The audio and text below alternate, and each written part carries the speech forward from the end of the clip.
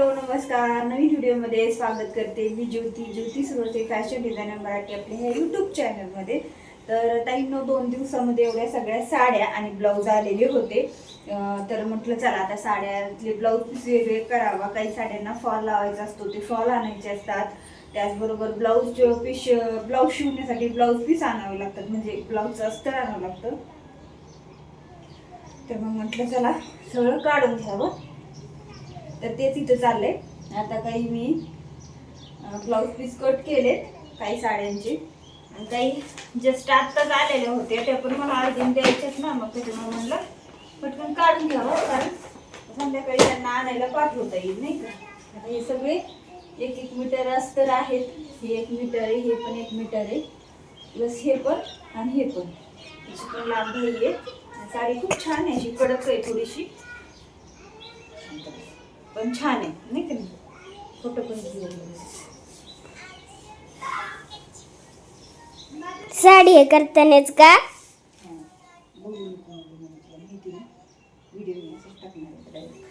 तर बघा सगळ्या साड्या दाखवून तर पटकन म्हणजे साड्या करून घ्यावा. आणि आज काही व्हिडिओ मी दुपारी टाकलेला नव्हता, तर म्हटलं बघूया आता संध्याकाळी थोडंफार टाकूया. तर बऱ्याच ताई मला बोलतात की ताई तू टेलरिंग कामामध्ये कशी उतरली काय, हे सर्व डिटेल व्हिडिओ एकदा बनव.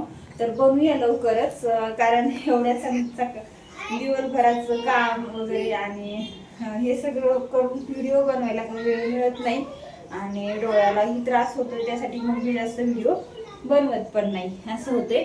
आणि मला वाटतं माहिती की तुम्ही माझी व्हिडिओची वाढ वगैरे बघता. बऱ्याच टाइम म्हणतात की ताई तुझं व्हिडिओ बघितल्याशिवाय दिवस जात नाही, किंवा मला ब्लाऊज शिवायला उत्साह येत नाही, असं तसं. तर करूयात व्हिडिओज लवकरच स्टार्टिंग करूयात. आणि छान छान ड्रेस कटिंग, आणि ना मला एक नऊवारी साडी पण शिवायची आहे, पार्वतीची साडी शिवायची आहे. त्याचं सुद्धा कटिंग स्टिचिंग तुम्हाला शेअर करेल. आणि ब्लाऊज पण शिवायचा आहे मस्त छोट्या मुलीचा. तर थीम द्यायची आहे त्यांना, म्हणजे मस्त असं लुक करायचा आहे पार्वतीचा. तर त्याचं सुद्धा मी तुम्हाला कटिंग स्टिचिंग दाखवेल. तर त्याच्यासाठी अशी व्हाईट कलरची साडी आणलेली आहे, पूर्ण व्हाईट आहे, आणि त्याला गोल्डनचे सिंपल गोल्डनचे काट आहे. ठीक आहे.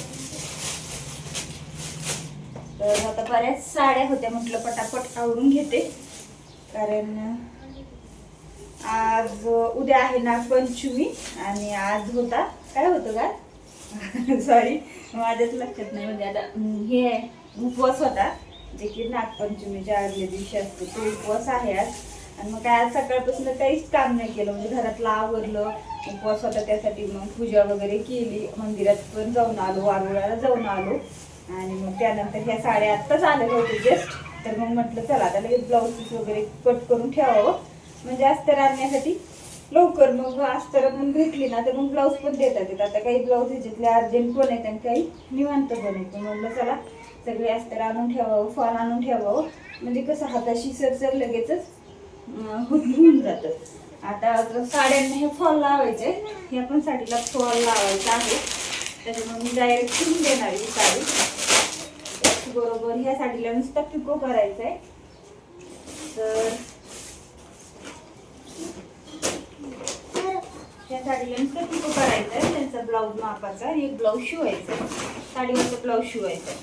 त्यानंतर त्याच्यामध्ये पण काही ब्लाऊज येतं आणि त्यांचे 2 ब्लाऊज शिवायचे. साडीला पण पिको फॉल करायचं, तर ह्याला पण फॉल आणायचं, ड्रेस आपण अल्टर करायचे. बघूया आता हे सगळे काम उद्यावर गेले. आजचं काम तर माझं हे झाले, सगळं दिवस गेलाय, संध्याकाळचे 7 वाजलेत. आता हे सगळं काम आहेत ना मी काढून ठेवते, आणि इतका पसारा झालाय ना तिकडे सुद्धा, खूप जास्त पसारा झालाय. आता काही त्यातले झालेले ब्लाऊज आहेत, काही आहेत अजून बाकी, तर बरंच काय काय आहे. बघू आता कसं काय होतंय. आता सणानिमित्त लवकर पटापट ऑर्डर द्यावं लागतील आणि पटापट कामं करावी लागतील, कारण आता रक्षाबंधन पण जवळ आलेलं आहे.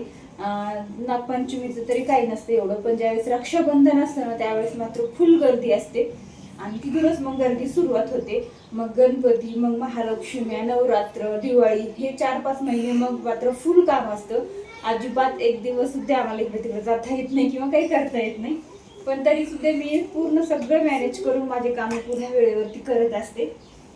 वेळेवरती काम कसे व्हायला पाहिजे, कसे करायचे, काय ह्या सगळ्या गोष्टी मध्ये मी तुम्हाला डिटेल व्हिडिओ देत असते. तर नक्कीच तुम्ही पूर्ण व्हिडिओ बघत जा, म्हणजे तुम्हाला सुद्धा कामाला एक छान असं. तर बघा, तर आता हे साड्या मी सगळ्या तशाच ठेवलेल्या आहेत. आता पिशव्या जशा जशा ठेवते, इकडं पण माझा जे काही वरचा पसार आहे ना, तर ते पण म्हणते आता काढते, जरा व्यवस्थित ठेवते. जे जे ब्लाऊज शिवायचे ते वरती ठेवते, जे जे नाही शिवायचे ते मग ठेवून देते. आणि त्याच्यामध्ये ना काही घरचेच ब्लाऊज येतात आमचे. घरचे ब्लाऊज शिवायचे मला प्रचंड कंटाळा येतो, त्याच्यासाठी मग थोडासा लेट होतात ब्लाऊज. तर कोणाकोणाला असं होतं कमेंट करून नक्की सांगा, ज्यांना ज्यांना घरचे ब्लाऊज शिवायला कंटाळा येतो. आता कसं असतं, घरचे ब्लाऊज म्हणजे माझे स्वतःचे, आईची तर दिली मी आता एवढ्यात. आता जास्त काही मी आईचे ब्लाऊज इतक्यात देणार नाही. आता फक्त माझे आणि बहिणींचे राहिलेले. ते एका बहिणीचे 4 होते ना, तर त्याच्यातले 2 दिले, 2 बाकीत. आणि अजून मला तिने 2 पाठवून दिलेले आहेत. आणि त्यानंतर परत एका बहिणीचं एक आहे, ते पण करायचे. आणि माझे सुद्धा करायचे. आणि ही बाईची स्लीव्ज कशी वाटते कमेंट बॉक्समध्ये नक्की कळवा. जी बाईची म्हणजे फुगाबाई. तर आणि माझे सुद्धा बरेचसे ब्लाऊज शिवायचे आहेत, ते पण म्हटलं करून घ्यावं. आणि आता बघू काढते मी कसं कसं काय काय, कारण मला अस्तर आणण्यासाठी पण द्यायचे आहेत. तर चला, त्यानंतर म्हटलं आता चला पहिलं इथलं ना आवरूनच घ्यावा. अगोदर हे जे काही घरातली कपडे आहेत ना, हातराय पांघरायची, ते पण तिथंच ठेवते. कारण तुम्हाला तर सगळंच माहिती आहे, त्यामुळं मग काय लपवायचं. तर बघा आता मी घरातूनच काम करते आणि घरही माझं खूप छोटंच आहे, म्हणजे फक्त हॉल आणि किचन आहे. तर त्यासाठी मग मी हॉलमध्येच माझं सगळं सामान असतं, जे की टेलरिंगचं, बाकी ब्लाऊज वगैरे शिवायला आलेले. त्यामुळे मी वरती काय लटकत वगैरे नाही ब्लाऊज, कारण खराबही होतात ना, त्यासाठी मग नाही का. आणि अगदी दारामध्येच रोड असल्यामुळं ना खूप धूळ पण असते, त्यामुळे जे काही ब्लाऊज आलेले असतात ते सगळे कॅरीबॅगमध्ये, पिशवीमध्ये तसे लावून ठेवलेले असतात. शिवून झाले की त्यामध्ये परत ठेवून देते मी तशीच. आणि जे ब्लाऊज पीस असतात ते सुद्धा त्यामध्येच असतात. तर त्याच्यासाठीच मग जे काही पिशव्या इकडे तिकडे पडलेल्या होत्या ना, अगोदरच मी म्हटलं पहिलं आता हे नाव वगैरे तर काही मी लिहून ठेवलेले असते, त्याच्यामुळं काही नाही एवढं. पण म्हटलं जे व्यवस्थित ठेवून घ्यावं. आणि त्यामध्ये ना ह्याच्यामध्ये ना बरंच काही घरचंच होतं. आता बघा, जस्ट मी आत्ताच एक माझा नवीन टॉप शिवलेला होता ना, तर तो सुद्धा मी तुमचं कटिंग स्टिचिंग त्याच्यावरती तुमचे शेअर केलेलं होतं तुम्हाला व्हिडिओ. तर ते पण तसाच मग वरतीच होता. काही ब्लाऊज, काही साड्या पण वरतीच होत्या. आणि काही ब्लाऊज पण माझे मी स्वतःसाठी शिवण्यासाठी काढलेले होते, ते पण तसेच ठेवलेले होते. काही अस्तर आणलेले होते, तर काही अस्तर आणायचे होते.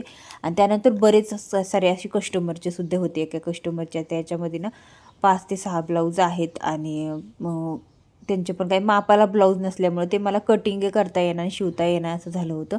तर म्हटलं असं जाऊ द्या, मापाचं त्यांचं आहे माझ्याकडं, पण त्यांची तब्येत मात्र कमी जास्त होती. त्यासाठी म्हटलं जे परफेक्ट ब्लाऊज येतं ते द्या, किंवा माझ्याकडं मापं देण्यासाठी तुम्ही स्वतः या, मी तुमच्या अंगावरती माप घेईल. पण त्या काय आल्या नाही. म्हटलं जाऊ द्या असो. त्यानंतर आता जे काही नवीन मापं होते, ब्लाऊज होते, म्हणजे आलेले नवीन ब्लाऊज, म्हणजे जे काही शिवायला आलेले कस्टमर, तर ते माझे जुनेत आहेत, पण नवीन ब्लाऊज शिवण्यासाठी आलेले. तर मग तेच मी ते व्यवस्थित ठेवून घेतले. आणि काही ब्लाऊज कटिंग करून घेतले, अस्तर वगैरे आणण्यासाठी ब्लाऊज पीस काढून घेतले, तुम्ही बघितलंच. आणि ह्या पिशवीमध्ये ना हा वेलवेटचा ब्लाऊज आहे, ब्लॅक कलरचा. जवळजवळ मी हे ब्लाऊज पीस आणून आहे ना 2 ते 3 वर्ष होत आलं असेल हा ब्लाऊज पीस माझ्याकडे. पण मला काही शिवणं नाही झाला. पण शक्यतो मी ब्लॅक कलरचा माझ्याकडं अगोदरचा एक ब्लाऊज होता, आणि मी जास्त काही ब्लॅक कलरचा ब्लाऊज घालत नाही, मग तसाच होता. तर म्हटलं तो पण आता अस्तर आणून ठेवावं, कारण कधीतरी बघ घालण्यात येतो एखाद्या साडीवर ब्लाऊज मॅचिंग नसेल तर. आणि हे जे काही कस्टमरचे ब्लाऊज होते ना, ते ब्लाऊज पीस म्हटलं पहिलं आता आवरून ठेवावं. कोणते किती ब्लाऊज अस्तर आणायचे आहेत, अस्तर किती लागतं आहे कोणत्या ब्लाऊजला, ते सगळं व्यवस्थित डिटेलमध्ये करून ठेवलं ना, तर मग कसं वेळेवरती आपल्याला सगळ्या कामाचं नियोजन करता येतं. आणि ही एक बहिणीची साडी होती, तर तिच्यावरचं सुद्धा ब्लाऊज पीस मला कट करायचं होतं, कारण मला त्याच्यावर अस्तर आणून तिचं ब्लाऊज पण शिवून द्यायचं होतं. तर म्हटलं तिला डेली यूजसाठी छान होऊन जाईल. तर मग अशा पद्धतीने माझं काम चाललेलं असतं, काही घरातलं, काही स्वतःचं, काही कस्टमरचं. आता ब्लाऊज शिवतंय आपण, टेलर आहोत, तर त्यासाठी आपल्याला प्रत्येक गोष्ट तर आलीच पाहिजे, हे तर महत्त्वाचं आहेच. पण तितकंच आपल्याला महत्त्वाचं असतं की आपण घरातलं आणि बाहेरचं दोन्ही पण काम केलं पाहिजे. आता बघा, काही ब्लाऊज आपण काही कस्टमर म्हणजे काही टेलर असे असतात की बाहेरचे ब्लाऊज शिवतात, स्वतःचे घरचे नाही. आणि काही घरचे शिवतात तर बाहेरचे नाही. पण मला हे दोन्ही पण मॅनेज करून करावं लागतं. मी घरातले पण शिवते आणि बाहेरचं पण ब्लाऊजचा बिझनेस हे करत असते. तुम्हाला तर माहितीच आहे, टेलरिंग म्हटल्याच्यानंतर हे सगळ्या गोष्टी आपण करतोच, ठीक आहे. चला असो, आज मी पूर्ण कामाचं नियोजन करून घेतलं. उद्या कोणतं काय करायचं, आता उद्या तर होणार नाही कारण तुम्हाला माहितीच आहे की नागपंचमी आहे. तर हे आता व्हिडिओ तुम्हाला डायरेक्ट नागपंचमी दिवशी संध्याकाळपर्यंत मिळेल. आदल्या दिवशीचा हा व्हिडिओ आहे आणि एडिट वगैरे करून मग दुसऱ्या दिवशी ते व्हिडिओ मी टाकत असते, त्याच्यामुळे तुम्हाला थोडंसं कन्फ्युजन होत असेल. पण आता हे 2 दिवस तरी मी एक दिवस जाता आहे, आजचा दिवस तर गेलाच, पण उद्याचा दिवस पण मला वाटतं मी नाही बसणार शिवायला, कारण मी कधी कधी बसते अर्जंट ब्लाऊज असल्यावर, पण एवढ्यात काय अर्जंट नाही आहेत. मग म्हटलं परवापासून सुरुवात करूयात. उद्या पण तसंही आपल्याला नैवेद्य वगैरे का बनवायचा, कानवली बनवायचे, परत सोमवार असल्यामुळं महादेवाच्या पूजेसाठी जायचं, हे सगळं करता करता दुपार होऊन जाईल. वाटलंच तर दुपारून थोडंफार कटिंग वगैरे करून ठेवील, थोडीफार तयारी करून ठेवील, अस्तर वगैरे भेटली मला तर, आणि मग नंतर मग परवापासून रेडी सुरू करेल कामाला. तर तुम्ही सुद्धा व्हिडिओ बघत असाल तर तुम्ही काय करताय कमेंट बॉक्समध्ये नक्कीच कळवा. आणि चला, आजचा व्हिडिओ मात्र इतकाच. तुम्हाला व्हिडिओ कसा वाटतंय कमेंट बॉक्समध्ये कळवा. व्हिडिओला लाईक करा, मैत्रिणींसोबत शेअर करा, आणि हो, चॅनलवर तुम्ही नवीन असाल तर सबस्क्राईब नक्की करा. आणि हो, भेटू अशाच एका नवीन आणि इंटरेस्टिंग व्हिडिओमध्ये. तोपर्यंत बाय.